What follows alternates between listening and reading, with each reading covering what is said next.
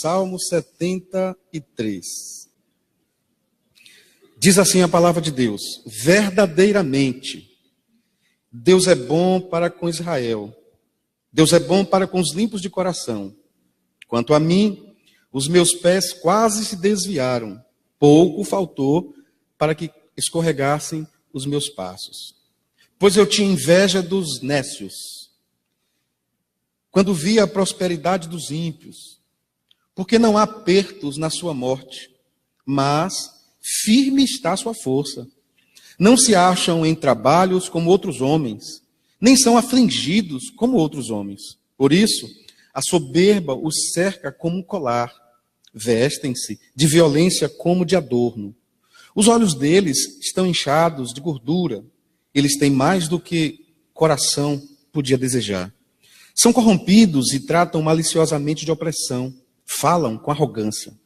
Põe as suas bocas contra os céus e as suas línguas andam pela terra. Por isso, o povo dele volta aqui e águas de copo cheio se lhes espremem. Eles dizem: como sabe Deus? Há conhecimento no Altíssimo? Eis que estes são ímpios e prosperam no mundo, aumentam em riquezas.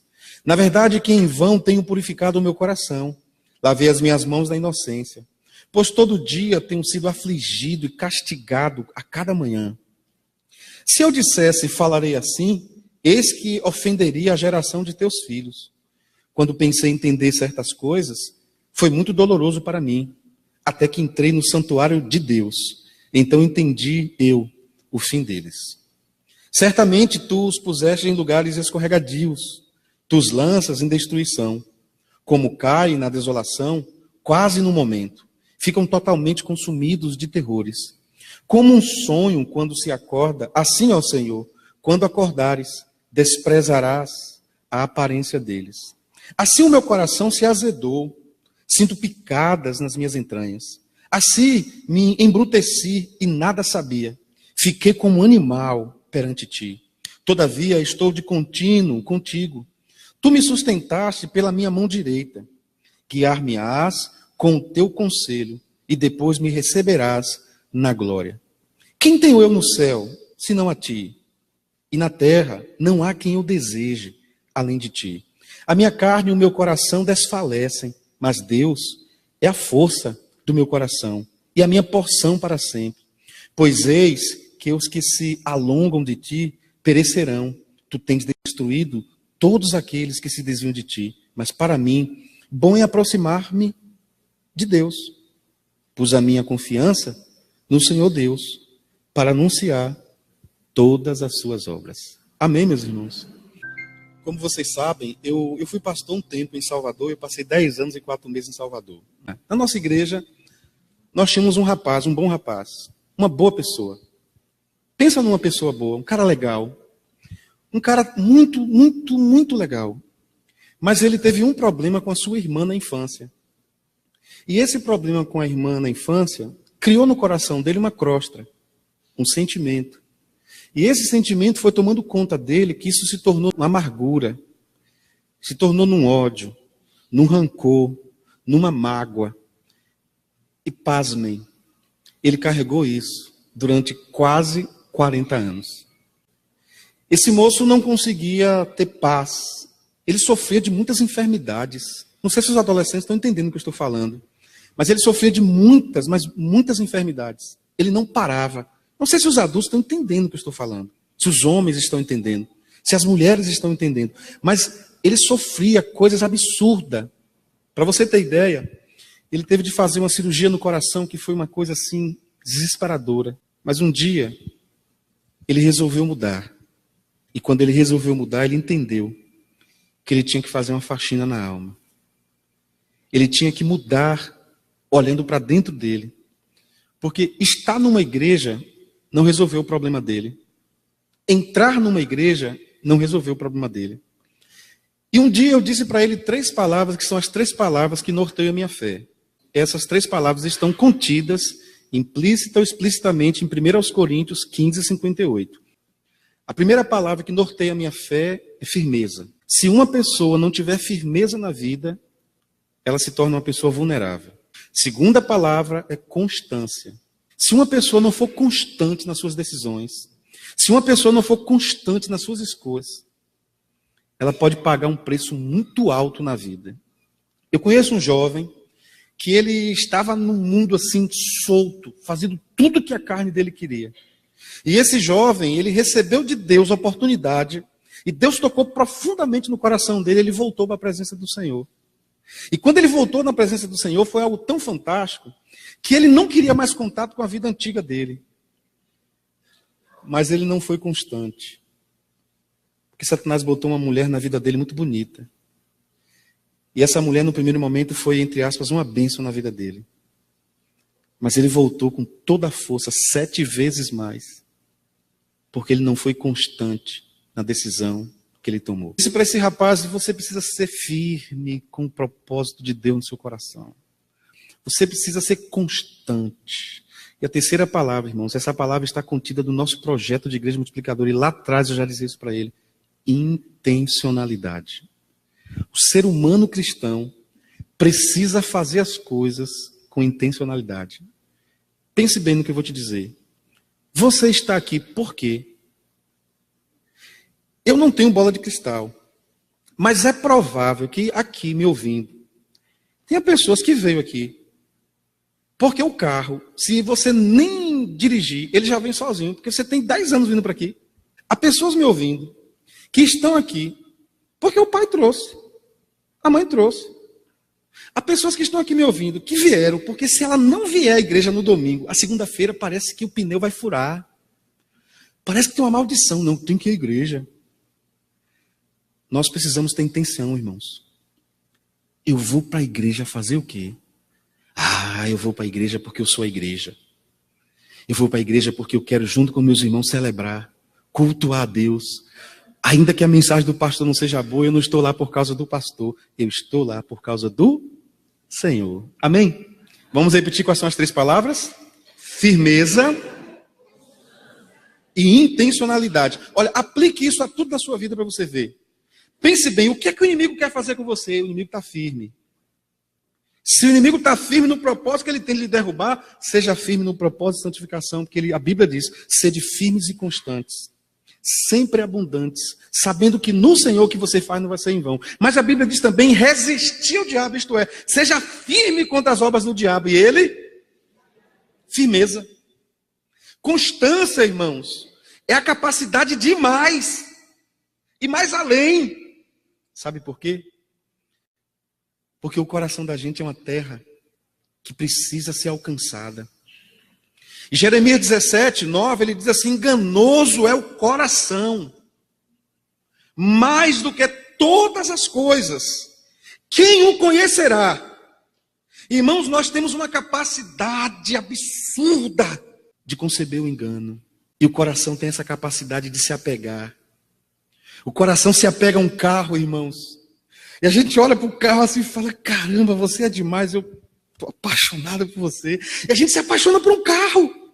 Mas para pagar essa paixão, muitos deixam de ser dizimistas. A gente se apaixona, irmãos, por um iPhone X7 para dar um filho. Mas para pagar isso, irmãos, a gente deixa de ser cooperador na campanha de missões. Porque o coração é enganoso. Mas o coração, além de ser enganoso, irmãos, o coração, ele é muito raso. Ele é muito superficial. As pessoas começam a ligar o ventilador para refrescar sua alma. Se eu quiser que Deus seja muito atuante em minha vida, eu não posso ler a Bíblia de vez em quando. Eu não posso orar de vez em quando. Eu tenho que orar muito. Eu tenho que ler a Bíblia muito. Eu tenho que buscar a Deus muito. Eu tenho que dizer não muitas vezes. Eu tenho que renunciar à minha carne muitas vezes. E aí nós queremos ser cheios do Espírito Santo, ficando com Deus.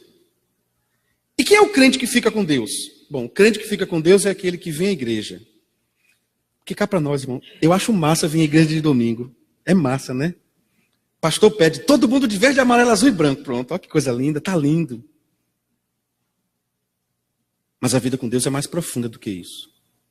E a vida com Deus não é para o adulto. A vida com Deus é para o adolescente, é para a criança. A vida com Deus é para todos nós. Sabe por quê, irmãos? Porque como aquele rapaz teve a sua alma infiltrada,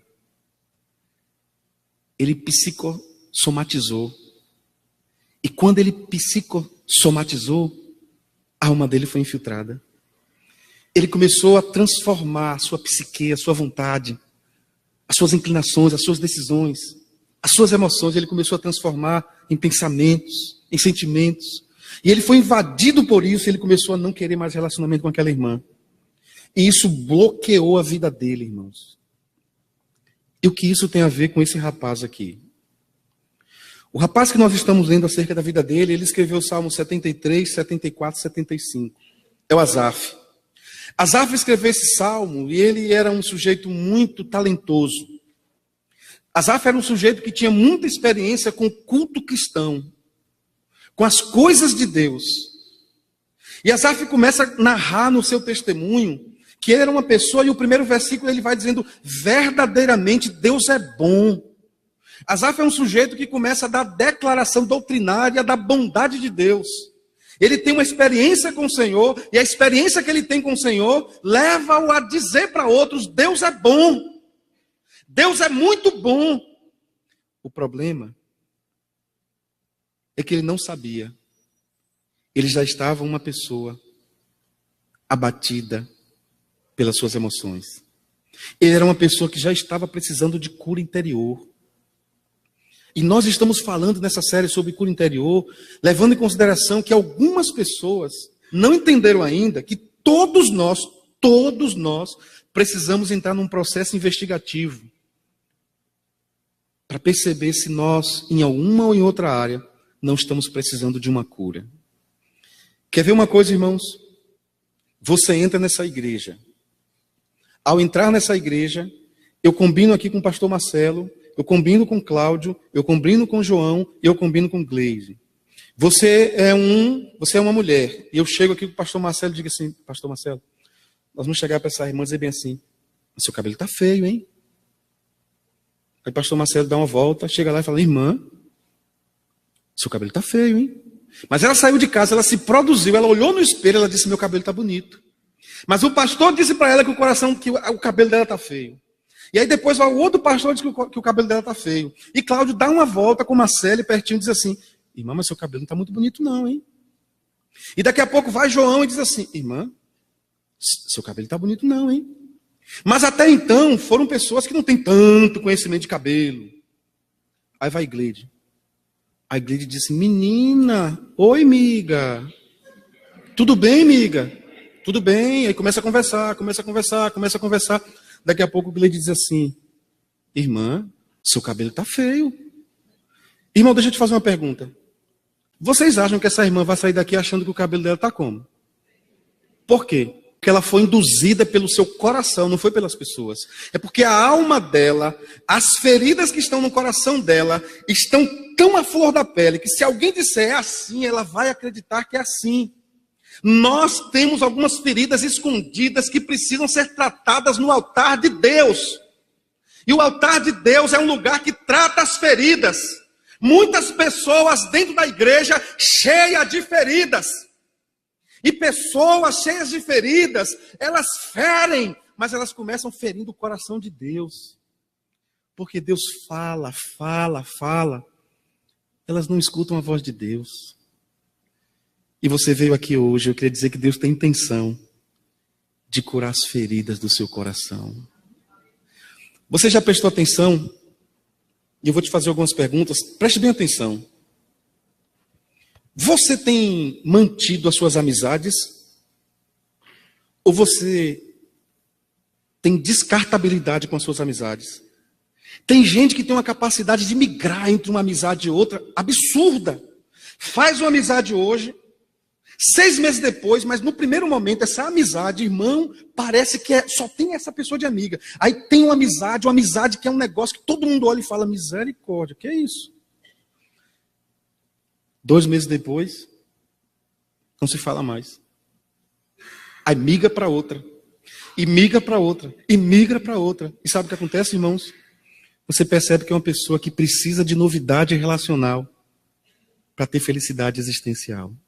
Ou talvez, será que você não é uma pessoa que tem a mesma amizade, Você está na igreja há 20 anos, e você só senta nesse banco, você só tem essas pessoas de amigo, e quando chega gente nova na igreja, ninguém sabe, mas dentro de você fala, poxa, estão estragando minha brincadeira, não estou gostando.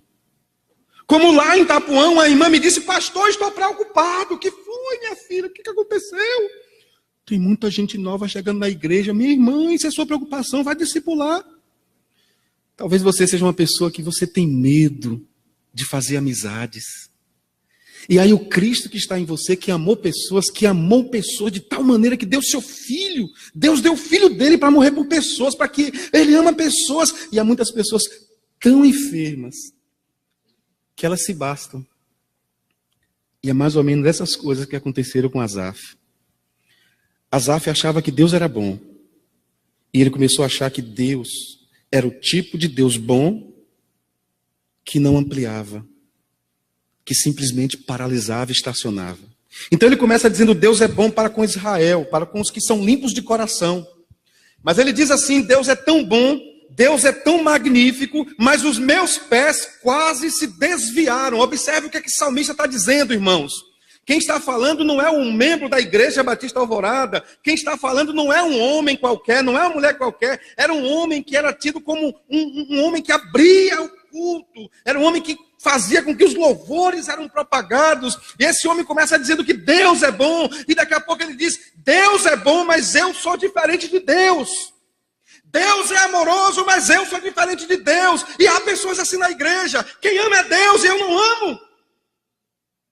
Quem ajuda é Deus e eu não ajudo. E ele disse, Deus é bom, mas quanto a mim, isto é, nós somos diferentes. Irmão, um crente não pode ser diferente de Deus. Porque nós somos a imagem e semelhança de Deus. Nós somos filhos de Deus. E eu preciso me parecer com Deus. E quem é Deus para que eu me pareça com Ele? É Jesus Cristo. E o crente precisa se parecer com Jesus. Eu não sou diferente de Deus. Quanto a mim, nada. Eu tenho que me comportar como Jesus se comportou. Eu tenho que sentir como Jesus sentiu. Filipenses 2,5 diz, de sorte que haja em vós o mesmo sentimento. Olha que ele não diz a mesma fé. O mesmo sentimento que houve também em Cristo Jesus. Há pessoas, meus irmãos, que eles têm um tipo de ferida, que é uma ferida que leva a ter dificuldade com hierarquia e com autoridade sobre a sua vida. Graças a Deus aqui na igreja eu nunca enfrentei isso, mas lá em Itapuã eu enfrentei uma vez com uma pessoa. E quando eu fui puxar a ficha daquela pessoa, eu percebi que aquela pessoa era uma pessoa muito boa, mas ela sempre mandou no papai dela.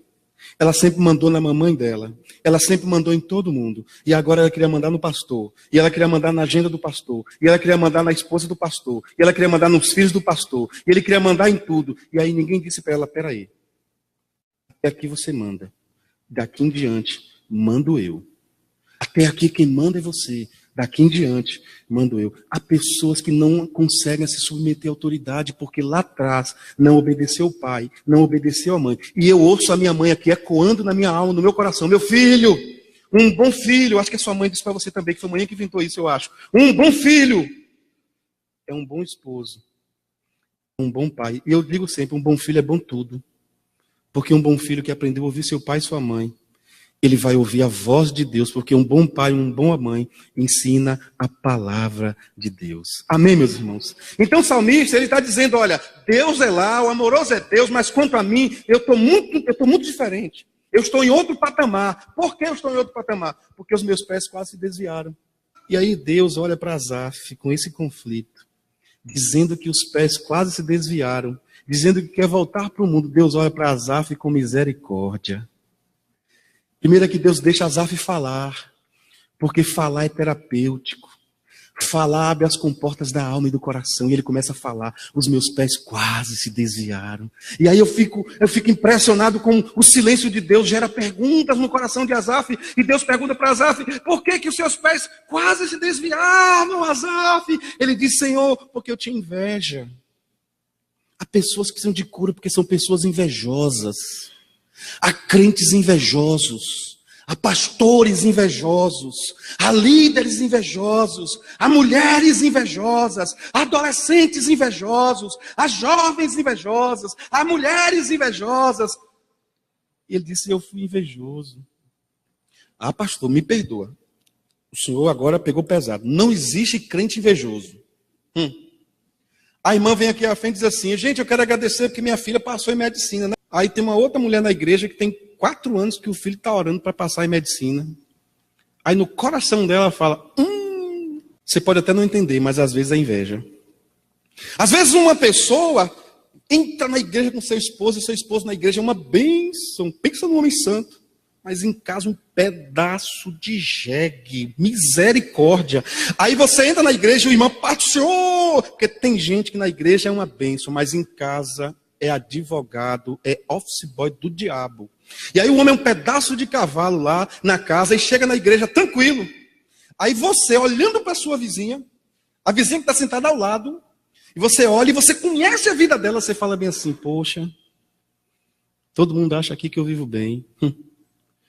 Oh, como eu queria ter um marido assim. Não é nem aspecto físico, não é nada disso, não. Como eu queria ter um marido assim, um homem de Deus. Um homem que ora comigo. Como eu queria ter um homem assim que não é tão santo no meio das pessoas. Mas de madrugada, quando eu acordo, eu sinto aquele vulto da mão. Ele impondo as mãos, orando por mim. Ah, como eu queria. Eu sei, irmã, que é um bom motivo. Mas pode ser uma inveja. Ah, irmão, chega um irmão aqui na igreja com a SW4 turbinada, teto solar. Aí daqui a pouco, irmão, ele vai estacionando aquele carro. Aí chega um outro irmão com um Uno, uma bênção.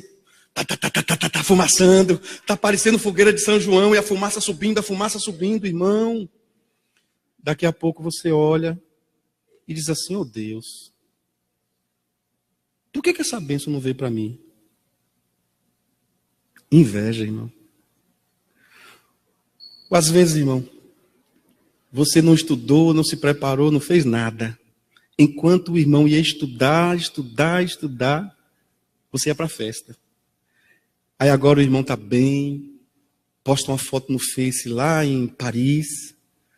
Aí você curte a foto embaixo assim e diz: miserável. Inveja. E aí o Asaf diz assim: os meus pés quase se desviaram. Sabe por quê? Eu acho lindo a postura de Asaf. Porque Asaf é o tipo de crente que alega o coração de Deus. Como assim, pastor? O cara diz que é invejoso e alega o coração de Deus? Não. Porque ele tem coragem de confessar o pecado dele. Eu tinha inveja. E ele começa a narrar: eu tinha inveja dos ímpios, pior ainda.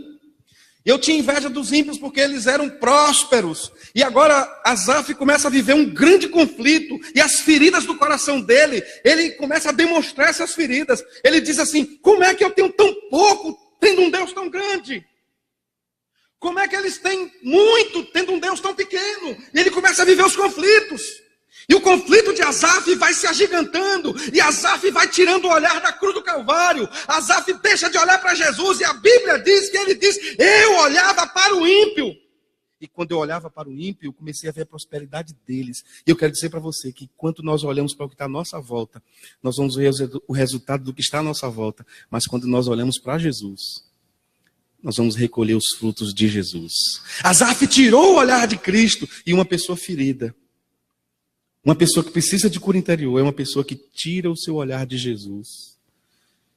E quando nós tiramos o olhar de Jesus, aquela ferida que estava dentro de nós, ela volta com força máxima. Há pessoas feridas dentro da igreja por anos.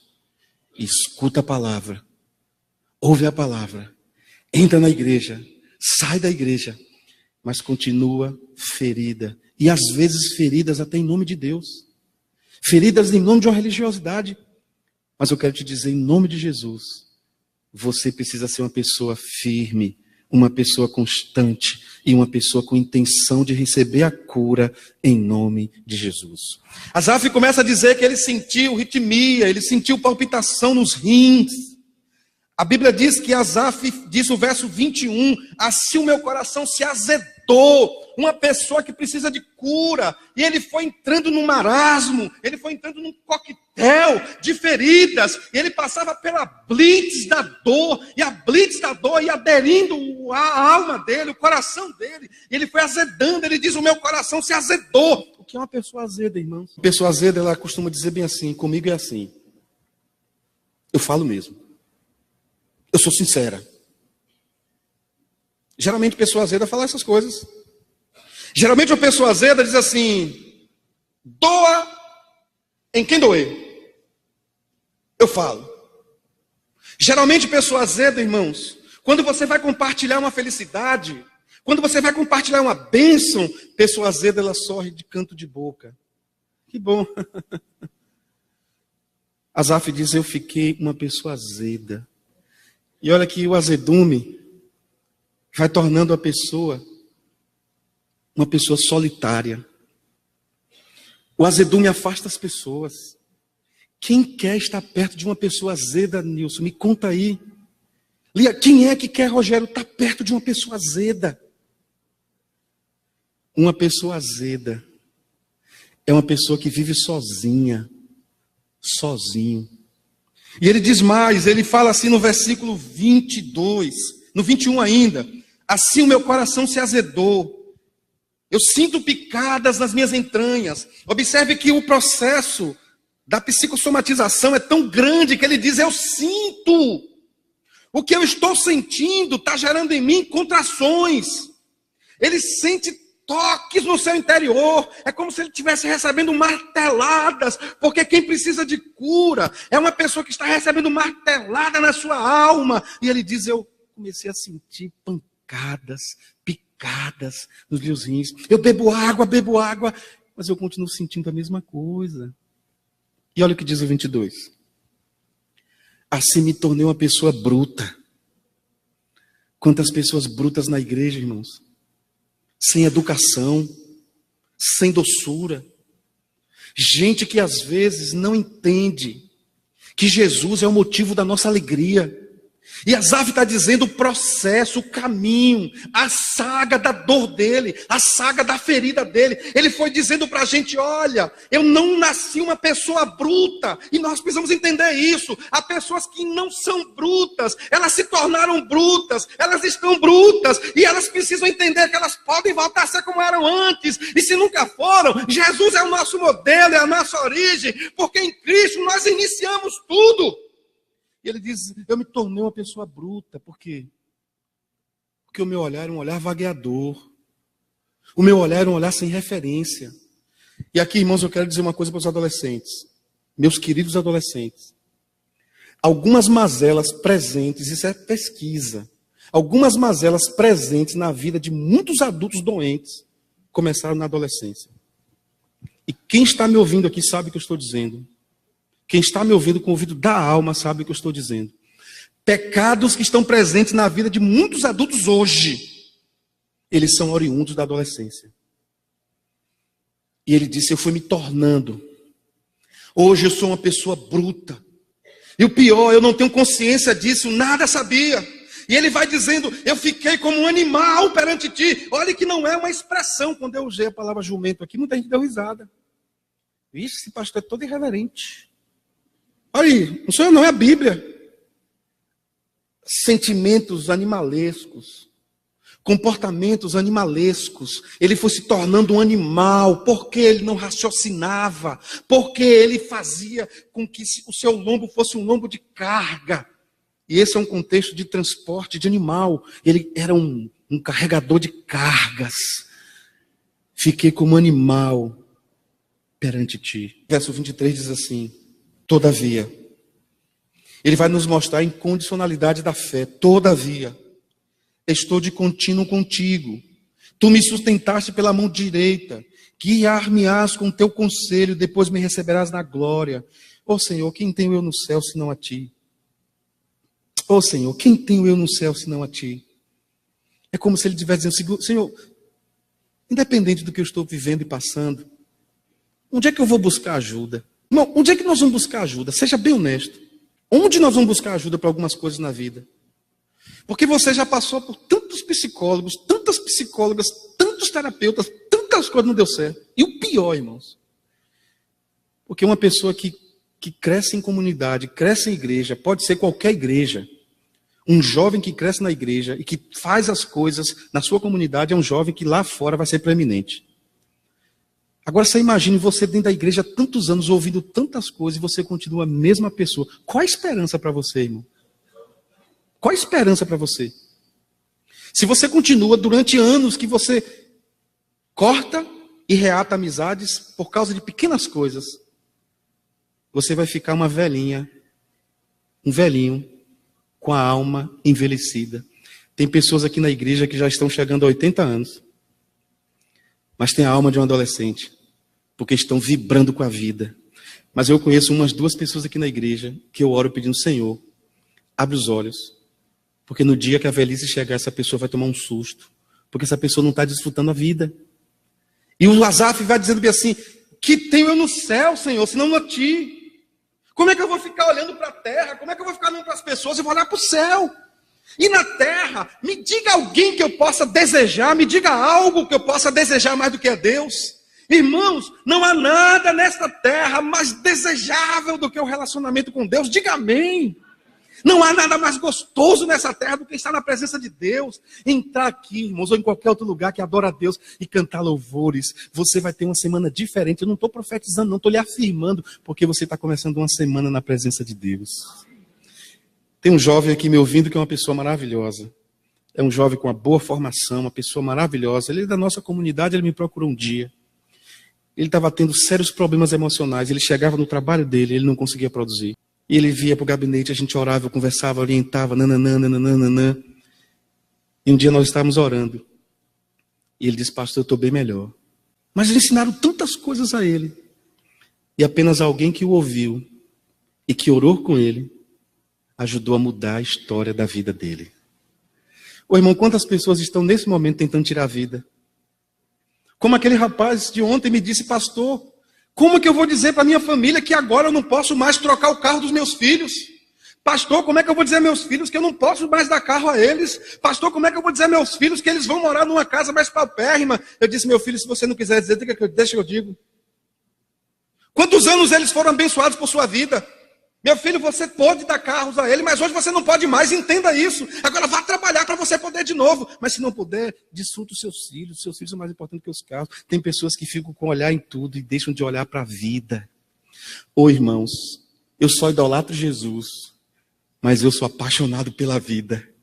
Ah, como eu quero viver, irmãos. E cada dia que eu viver, eu quero abençoar as pessoas. Cada dia que eu viver, eu quero pegar a palavra de Deus. Eu quero fazer muito culto fúnebre. Eu quero chorar com os irmãos. Eu quero viver. Porque a vida é a oportunidade de celebrar Jesus. A vida é a oportunidade de glorificar Jesus. A vida é uma oportunidade de dizer: Senhor, Tu és bom e a sua misericórdia dura para sempre. A vida é uma oportunidade de dizer: Jesus morreu na cruz e você pode também morrer com Ele, ressuscitar o terceiro dia, igualzinho a Jesus. Mas com Jesus você não precisa mais ressuscitar o terceiro dia, você ressuscita hoje mesmo. Ah, irmão, como eu quero viver para dizer para as pessoas que Jesus é a única esperança. Agora eu aprendi uma coisa: se eu não tiver carro, eu visito de ônibus. Se não tiver dinheiro para ir de ônibus, eu vou visito a pé. Ah, irmão, se não puder ir a pé, eu pego carona com os irmãos. Mas eu quero viver. Hoje à tarde no hospital, uma irmã lá no cantinho, ela foi contar uma história e disse: irmão, posso dizer uma coisa? Deus pode ter parado a sua agenda e colocado você nessa maca. Pode entrar nesse consultório aqui uma enfermeira tentando tirar a vida e você internado aqui, você dizer: minha filha, Deus tem um plano na sua vida. Irmão, Deus não faz nada em vão. Tudo o que Deus faz, Ele faz com propósito. E eu sei que não está na Bíblia, mas um dos ditados mais sérios que eu conheço: Deus não dá asa à cobra. Quero dizer com isso? Bom, eu quero dizer com isso que tem coisas que na sua vida não chegou ainda, porque se chegar, você vai sair soltando seu veneno em todos os lugares, isto é, pecando contra Deus. Deus não vai dar enquanto você não estiver preparado para estar na presença dEle. Amém? Olha que texto profundíssimo. 13 a 16. Olha bem, na verdade, olha o extremo que chegou esse moço. Na verdade, em vão tenho purificado meu coração. Como é que o crente fala um negócio desse? O que eu estou fazendo aqui na igreja é em vão. Eu estou na igreja em vão, eu estou na fé em vão tenho purificado meu coração. Irmãos, Por mais que as tragédias batam a porta da sua casa, da sua vida, da sua família, deixa eu te dar um conselho. Não olhe as coisas pelo momento, não. Porque a Bíblia diz, o santuário da graça de Deus mudou a minha visão. Eu comecei a entender o fim deles. E observe bem, por inferência, se ele entendeu o fim deles, ele começou a entender também o fim dele. E qual é o nosso fim? O nosso fim é a morada eterna com Jesus Cristo. Eu sei que há pessoas muito, mas muito feridas. Mas Jesus morreu pelos feridos. Jesus, certa feita, diz assim: eu não vim para os que estão sãos. Você lembra disso? Eu vim para os doentes. Eu vim para os enfermos. Interessante. Agora eu queria que você fechasse os seus olhos. Eu queria que você abrisse um pouquinho mais o seu coração. Eu queria que você entendesse. Como o Salmo 127 diz, sou eu que curo todas as feridas. E é nesse mesmo Salmo que ele diz, eu conto as estrelas. E chamo-as, cada uma pelo seu nome. Irmão, eu não sei quantos bilhões de bilhões, quantas centenas de bilhões de estrelas tem. Na verdade, ninguém sabe. Por mais que seja um bom cientista, por mais que seja um bom doutor, um bom entendido, por mais que seja um cosmocientista, ninguém sabe. Mas Deus disse pra gente, eu sei quantas estrelas eu coloquei. E Deus disse mais, eu coloquei nomes em cada uma delas. Que Deus grande, que Deus maravilhoso. Eu sou um pastor de uma comunidade que às vezes eu esqueço o nome de pessoas. Mas Deus não esquece o nome das estrelas. E eu queria que você, meu irmão, você, minha irmã, entendesse que Ele lhe conhece pelo nome. E o caminho que você está trilhando não está correto. E você sabe. De onde você veio, você não pode voltar mais. A roupa pode ser diferente. A forma pode ser diferente. Mas você está ferida pelo pecado. E se você não curar a sua carência, se você não receber essa cura para a carência, se você não receber essa cura para a violência da sua alma, para a mágoa do seu coração, para os abusos que você já passou, para os sintomas que você continua tendo, eu queria que você entendesse que Deus cura todas as feridas, todas. Não há uma ferida, não há uma enfermidade, não há uma doença, não há um problema que Deus não possa resolver. Mas antes, eu quero chamar você a ir para a porta do seu coração, a falar a senha que vai abrir o seu coração. Você que ouviu a palavra de manhã, ouviu a semana passada, está ouvindo hoje, talvez venha acompanhando as gotas gravadas sobre cura interior. Você já é crente em Jesus e você percebeu que você precisa de cura em alguma área da sua vida. Faça oração comigo. Senhor Jesus, meu coração está aberto. Ninguém sabe, mas eu tenho esta enfermidade, essa doença, essa ferida. Cura essa ferida, Senhor. Em nome de Jesus. Ó Deus, que as palavras da nossa boca, que o meditar do nosso coração, Senhor, seja sempre para o louvor da Tua glória. Ó Deus, enquanto fazemos essa série sobre cura interior, eu tenho vivido dias de perguntas incessantes ao Senhor. Ó Deus, nós sabemos que algumas pessoas precisam se curar, porque na sociedade chamada trânsito, essa pessoa não parece que conhece a Jesus. Há maridos, há homens que precisam se curar, porque na sociedade chamada família, o que esse homem fala dentro de casa, o que esse adolescente, o que esse jovem fala dentro de casa, o que eles falam dentro de casa, não parece que essas pessoas conhecem a Jesus. Pai, nessa sociedade chamada família, o que essa moça fala, o que essa senhora fala, o que essa jovem adolescente falam dentro de casa, não parece que conhece Jesus. O que essas pessoas às vezes fazem na internet, nas redes sociais, as fotos que você passa pelo WhatsApp para alguém, não parece que você conhece Jesus. Os pensamentos que você nutre, que você semeia, que você cuida, não parece que você conhece Jesus. Os sentimentos que você desenvolve, os sentimentos que você dá alimento, não parece que você conhece Jesus. Oh Deus, queremos ter uma vida diferente. Se a enfermidade no nosso interior estiver atrapalhando a ação do Espírito Santo, nos ajuda, Pai. Muda a nossa história. Eu sei que tem pessoas que carregam marcas há muitos anos. Mas Deus é um Deus retroativo. Ele perdoa as coisas que ficaram para trás. E Ele diz que as coisas velhas já passaram. E eis que tudo se fez novo, se faz novo, se fará novo. Em nome de Jesus. Que o Senhor vos abençoe e vos guarde. O Senhor faça resplandecer o seu rosto sobre vós. E tenha misericórdia de vós. O Senhor sobre vós levante o seu rosto e vos dê sempre, mas sempre mesmo, a paz, em nome de Jesus.